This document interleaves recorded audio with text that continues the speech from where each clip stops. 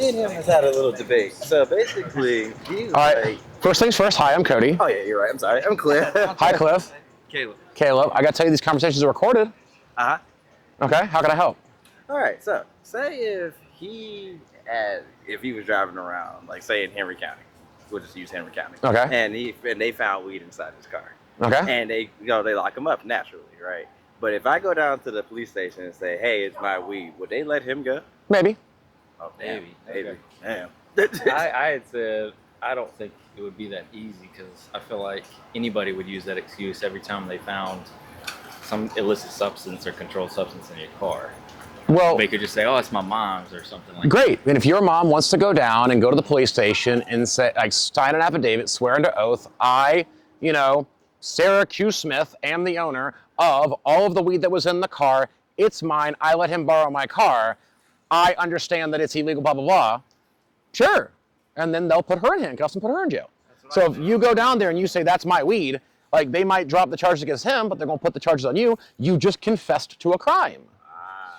Right? So it would be. So that's one of the, like, when I say maybe they might let it go, if you're a credible person and you submit an affidavit, you say that it's yours, you go before a judge and call it yours, it'd be really hard for them to convict him of having the weed in the car if there's an affidavit and a testimony of you saying, it's mine, I'm pleading guilty. Like, who's going to convict him of murder if you're like, nah, I shot the bitch? Yeah. Like, if you're confessing, they're not likely to convict him unless you were in Cincinnati when it happened and they caught you live on camera at a football game and they found him with the knife in his hand over the dead body, right?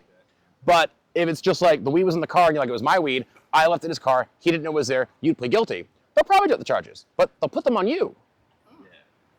So he would get like a possession charge or something. He would get probably whatever they charged you with, unless they charged you with specifically under the influence. Yeah. Okay. But like, it was just a possession thing. If he admits that it was his, he's basically saying it's mine. So they might drop, they might not, but there's a chance they would drop them. But if they do, they're not going to absolve you. And then no one gets in trouble. Like, you're like, well, anyone would just admit. They're just going to shift them onto you. Well, I thought that because it's like, well, technically, even though, yeah, I did confess to it, there's no physical evidence of you linking me to that. There is. Okay. Oh, they got Your it. confession, Gotcha. Okay. right? Okay. Like the confession is the evidence.